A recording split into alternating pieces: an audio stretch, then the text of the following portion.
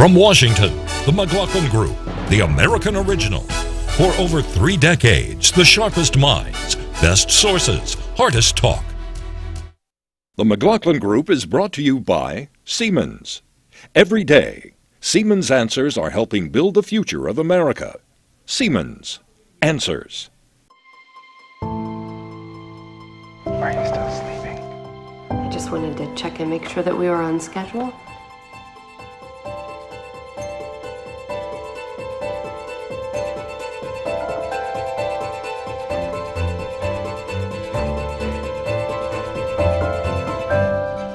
The first technology of its kind. Mom and Dad, I have great news. Is now providing answers families need.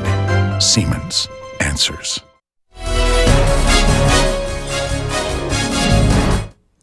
Issue 1, Populist aux armes. What I believe unites the people of this nation, regardless of race or region or party, young or old, rich or poor, is the simple, profound belief in opportunity for all. Opportunity for all, the theme of President Obama's State of the Union address in January 2 months ago. The president's quote-unquote opportunity agenda includes hiking the minimum wage from $7.25 to $10.10 an hour, ensuring equal pay for women, and instituting universal preschool. White House analysts, however, noted that the president backed away from an earlier theme of his, economic inequality. Inequality being a term Mr. Obama uttered 26 times in one speech 1 month prior to the State of the Union. Why did Mr. Obama drop the theme of inequality? Former Obama speechwriter John Favreau tells us, quote, anytime a Democrat mentions inequality, suddenly they're a raging populist, unquote. Well, is being a populist such a bad thing these days? Many raging populists are taking heart.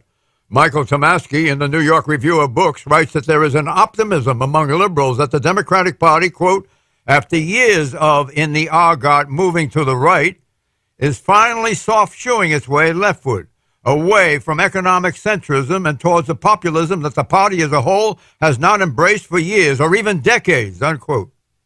One person in particular to thank for this populist revival, Massachusetts Senator Elizabeth Warren, the former professor at Harvard Law School.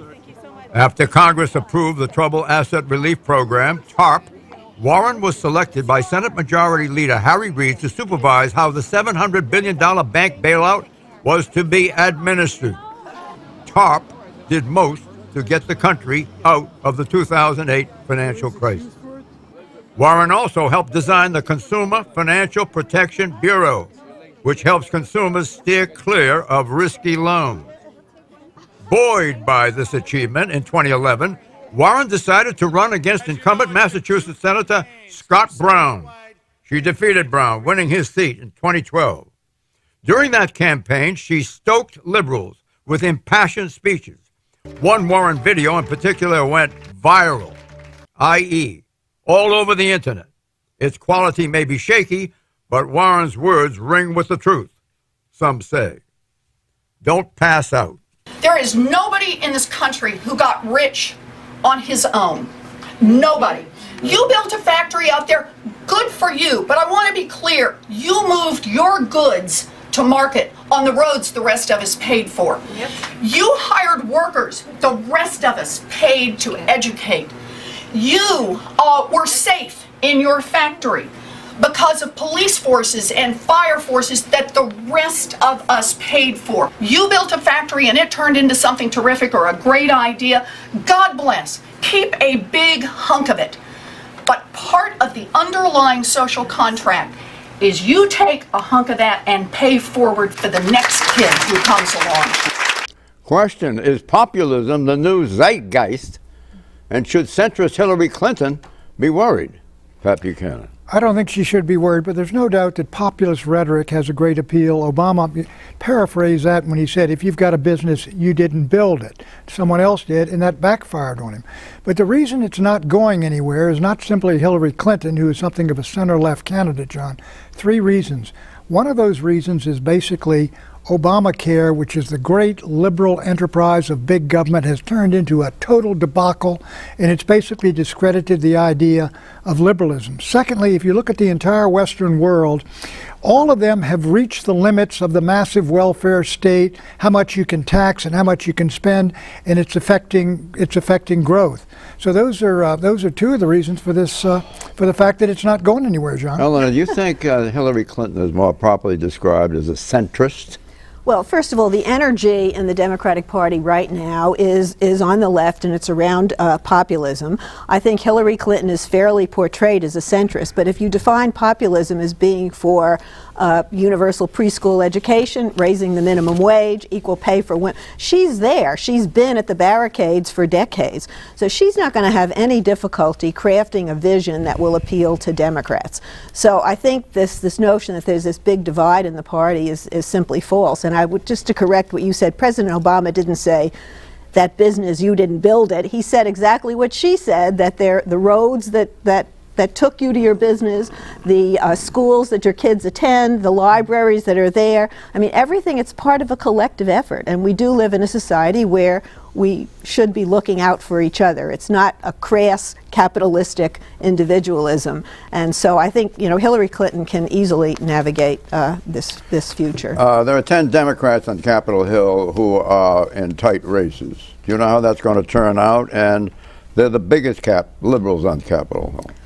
Well, they're in swing districts in the Senate, and not all of them are considered really liberal, but those are swing districts. I think what's interesting about Elizabeth Warren, and I agree that there's an atmosphere where populism could work in the next election, but it's created by, you know, the policies that have been put forward by the current president. That's the irony, and people are really feeling down and out. They're not making livable wages.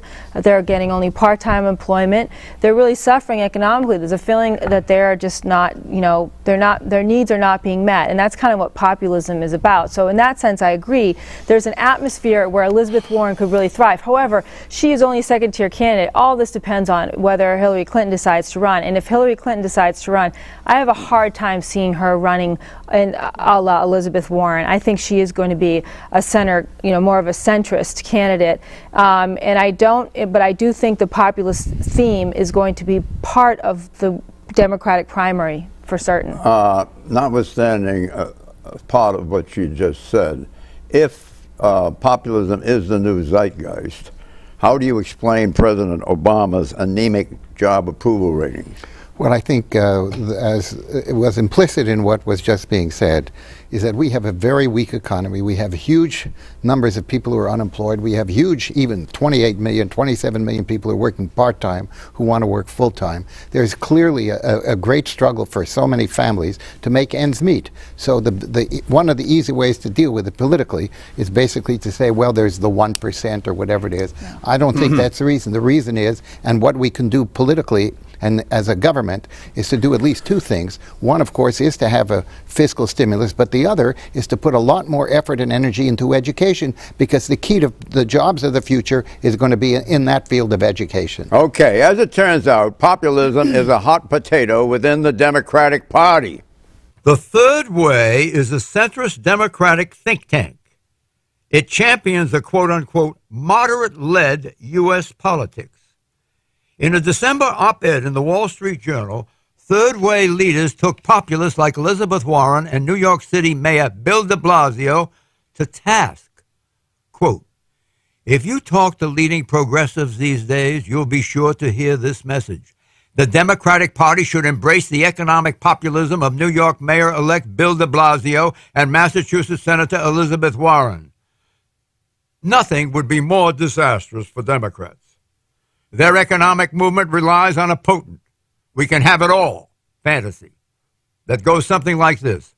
If we force the wealthy to pay higher taxes, close a few corporate tax loopholes, and break up some big banks, then presto, we can pay for and even expand existing entitlements. Meanwhile, we can invest more deeply in K-12 education, in infrastructure, in health research, in clean energy, and more." On the same day that Bill de Blasio won his mayoral election in New York City, a referendum to raise taxes on high-income Coloradans to fund public education and universal pre-K failed in a landslide.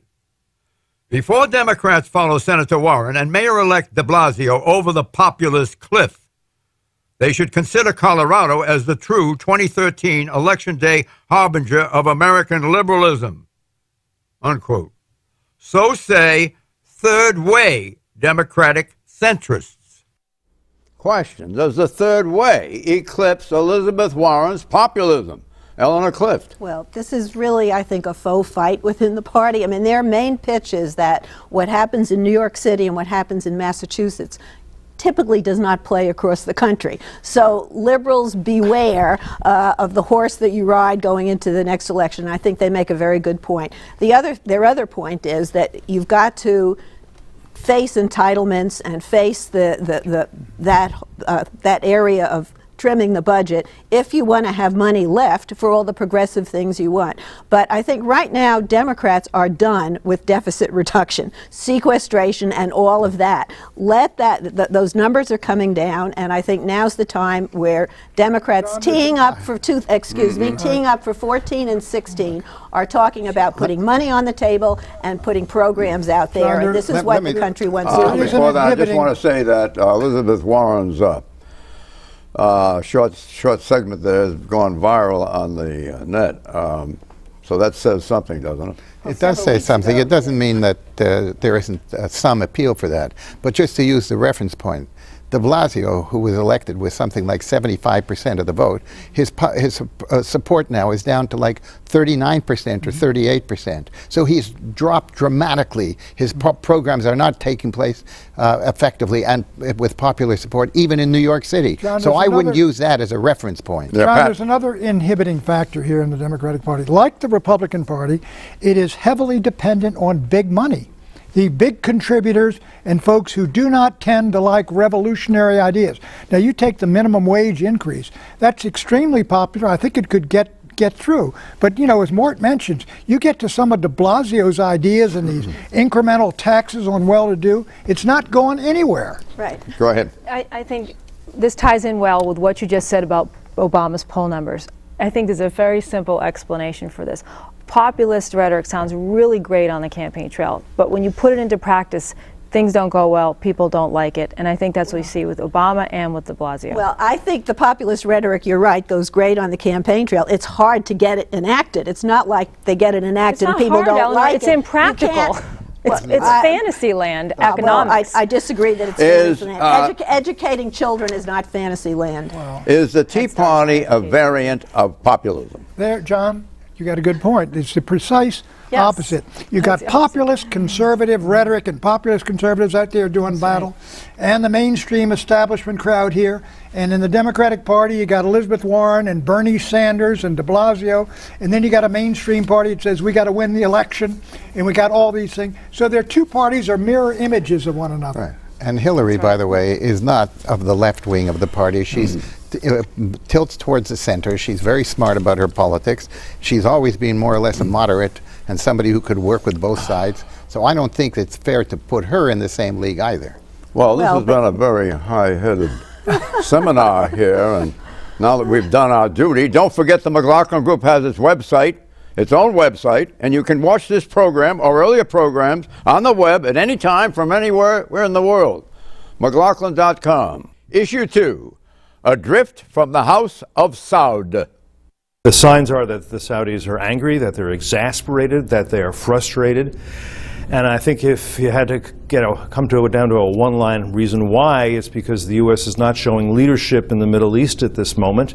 Clifford May, interviewed here by the Voice of America News, is one of a growing number of Middle East experts to warn that the U.S.-Saudi relationship is dangerously adrift. Late this month, President Obama travels to Riyadh to try to repair our relationship with the House of Saud, the bedrock of America's Middle East policy for decades. Mr. Obama will meet with King Abdullah, the monarch of 30 million people, a nation that stewards the region's largest oil reserves at 267 billion barrels of crude oil proven reserves. Compare that to Canada's 174 billion, Russia's 60 billion, and the U.S.'s 27 billion barrels. There are 3 points of friction in the U.S.-Saudi relationship. 1. The U.S. nuclear negotiations with Iran were sprung on the Saudis by surprise. Mr. Obama kept the Saudis in the dark during months of U.S. back-channel contacts with Tehran, Saudi Arabia's historic regional rival. Saudi Arabia fears that Iran will get nuclear weapons threatening its national security. 2. Mr. Obama's flip-flop on punishing Syria after crossing his red line against chemical weapons use struck Saudi Arabia as a betrayal. The Saudis backed the Syrian opposition and saw U.S. strikes as game changers that would force Bashar al-Assad from power. 3. Mr. Obama's distancing of longtime U.S. ally, former Egyptian President Hosni Mubarak, makes King Abdullah dubious about whether the U.S. is a reliable, consistent ally. In protest of U.S. policies last October, Saudi Arabia rejected a seat on the United Nations Security Council that the U.S. had pushed for it to attain. The Saudis view the threat from Iran as existential. Says Professor Bernard Hakel, specialist in Near Eastern Studies at Princeton, as quoted by the New York Times, quote, "To the Saudis, the Iranian nuclear program and the Syria war are part of a single conflict. One well-placed Saudi told me, quote, if we don't do this in Syria, we'll be fighting them next inside the kingdom," unquote. Question: how serious is the U.S.-Saudi rift, Maud? It's very serious. They've been one of our key allies in that region for decades and decades. They've helped us in innumerable ways, not all of which have been public issues.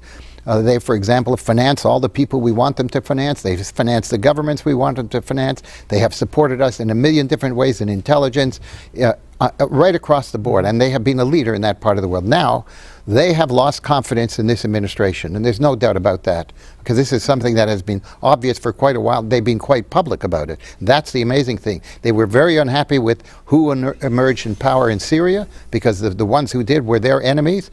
Their allies, like the leaders of Egypt, were abandoned by the United States in their view. You can't do this to your allies without having a very clear understanding. I don't put the Saudis up on that kind of a pedestal. First of all, the education that they do in their schools, they teach people to be anti-American. Where did the 9/11 hijackers come from? Our relationship with Saudi Arabia is probably one of the most cynical relationships we've had since World War II. It's based on them being an oil state. Now the value of their oil is diminishing. They're looking around and they're scared to death about all these Arab street uprisings. So they're kind of blaming Obama for deserting them. He's going over there. He's going to do the photo ops. We still need them. They still need us. But let's put this relationship in the basic problem is the Saudis see the Iranians as rivals for hegemony in the Gulf. When the United States went in and smashed Saddam Hussein, we destroyed the biggest Sunni military power, checking Iran, and it became a Shia state. So now they are outnumbered in the Gulf. They got all this money, and they see the Americans moving toward a détente with Iran and maybe an entente with Iran. In other words, a change of alliances which would leave them completely out in the cold. Where do the United States interests converge with the Saudi interests? I think in a lot of areas, John, I think they've been fairly good on our side. Not on Syria. Oh, no, well, the problem in Syria, I'll tell you, is the Gulf Arabs, some of them are supporting the nutballs in Syria, and others are supporting the rebels we support. I think even the Saudis have awakened to the fact that the rebellion against Assad could bring to power some people who will be coming after them. How much friction is there over Egypt, the Egypt issue? Huge. Big time, big time. That was our Saudis versus Americans. No, the Saudis were horrified by the way we treated the leader of Egypt. Well, of course. I mean, you mean Morsi? Well, you may say, of course, well, yeah, because they have been, the Saudis and the Egyptians have been our two strongest allies among the Arab nations, and both of them are the most critical. I haven't, okay, I haven't forgotten you. Despots in power. We need them strategically, but we're needing them less and less for oil, which is true. I think that the relationship is changing, and as Eleanor said, both sides still need each other, but I feel like this trip will help settle things a little bit. I don't feel like there's any threat of a huge rift. Okay, Saudi shopping spree. Saudi shopping sprees used to involve luxury goods. Now, instead of designers' brands, the Saudis are massively defense building, spending billions of dollars in the U.S. to upgrade their frontline army troops. The weapons purchases include everything from Swiss-made Sphinx pistols, the Rolex of small arms, to American attack helicopters, jet aircraft, and advanced rockets. Also, take note, Saudi officials have said that if Iran builds a nuclear weapon, the Saudis will purchase their own nuclear weapon from Pakistan. Question, is the Middle East in an arms race, Pep Buchanan? Oh, yeah, it is. The Saudis and others. Look, the whole place is up in chaos, John. All these countries are collapsing. Egypt, nobody knows what the future is going to bring. And the Saudis want to be able to defend themselves because, again, they've lost Iran as their huge ally in the Persian Gulf. And across the Gulf is a country, lost Iraq. Across the Gulf is Iran, which is making nice to the United States and is twice as populous. Well, this is the aftermath of a disastrous decision to go in. This is the aftermath of a disastrous decision to go into Iraq. But we can't then maintain Iran. If there's an opening with Iran, this country should take it, not worried about Saudis. If there is an opening, and it's an opening that actually accomplishes something, instead it gives them, in effect, a slight delay on their road to becoming a nuclear-armed country. Exit question, on a schism scale, from 0 to 10. You know what a schism is, Pat, right? You can't spell it, though. 0 meaning no schism whatsoever, not even a hairline fissure, and 10 meaning a yawning chasm with the width and the breadth of the Grand Canyon. How big is the U.S.-Saudi rift? 0 to 10, Pat. It's between a 6 and a 7, and it's very serious. Wow. I think it's more like a 5. 5. No, I'd say it's an 8. It's a 4. Issue 3, Senate Showdown. 2 weeks ago, at a closed-door fundraiser in Boston, President Obama warned his fellow Democrats, quote, in the midterms, Democrats too often don't vote. Too often, when there's not a presidential election, we don't think it's sexy. We don't think it's interesting. People tune out. Because the electorate changes, we get walloped, unquote. Well, low Democratic turnout isn't the only reason Democrats may take a walloping in this November's midterm elections. So says the nonpartisan political analyst Charlie Cook, quote, things are starting to look grisly for Senate Democrats. At this point, it sure looks to be a very ugly year for Democrats on Capitol Hill, unquote. Cook cites 2 shadows looming over Democrats' re-election prospects. 1, Obama's anemic job approval rating, down to 41%. And 2, the backlash against the Affordable Care Act, a.k.a. Obamacare. Now even more unpopular than it was 4 years ago in 2010 when the Democrats lost 63 seats and control of the House of Representatives. Today, according to Cook, between 10 and 13 Democratic Senate seats are now at risk, while only 2 Republican seats might change hands. The most vulnerable Senate Democrats are Mark Pryor of Arkansas, Kay Hagan of North Carolina, Mark Begich of Alaska, Mary Landrieu of Louisiana, and last but not least, vulnerable, Mark Udall of Colorado. Not most vulnerable, but vulnerable are Democrats Al Franken, Jeanne Shaheen, and Mark Warner. The only Republican incumbent Cook rates as marginally challenged is Mitch McConnell of Kentucky. 2 open seats formerly held by Democrats in Michigan and Iowa, Cook rates as toss-ups. To take control of the Senate, the Republicans only need to pick up 6 seats. Question. Mr. Obama took a shellacking in 2010. Will he be taking a walloping in 2014 midterms? Susan.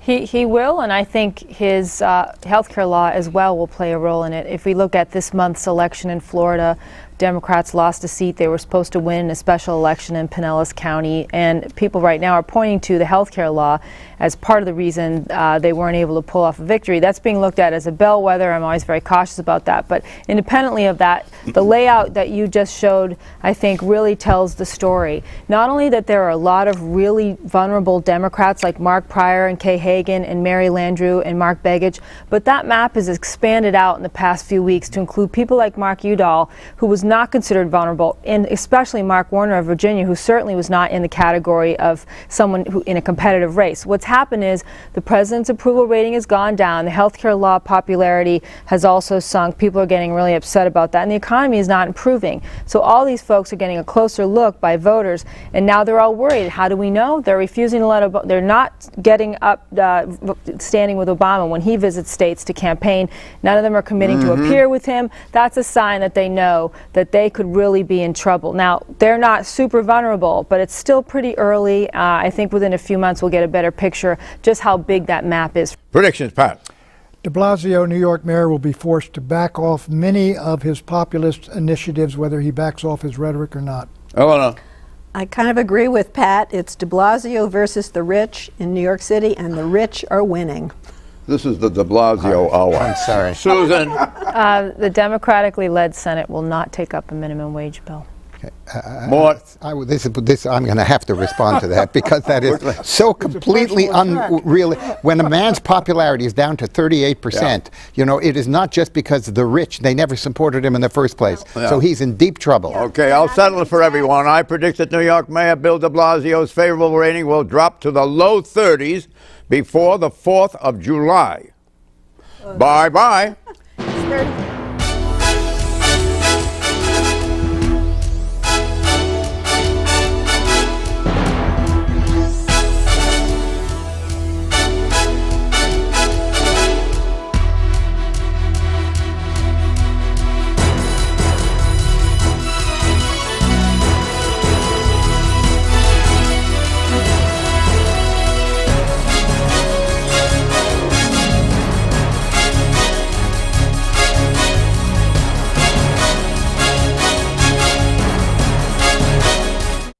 The McLaughlin Group is brought to you by Siemens.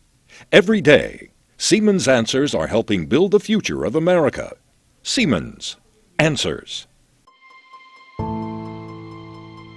you still sleeping? I just wanted to check and make sure that we were on schedule.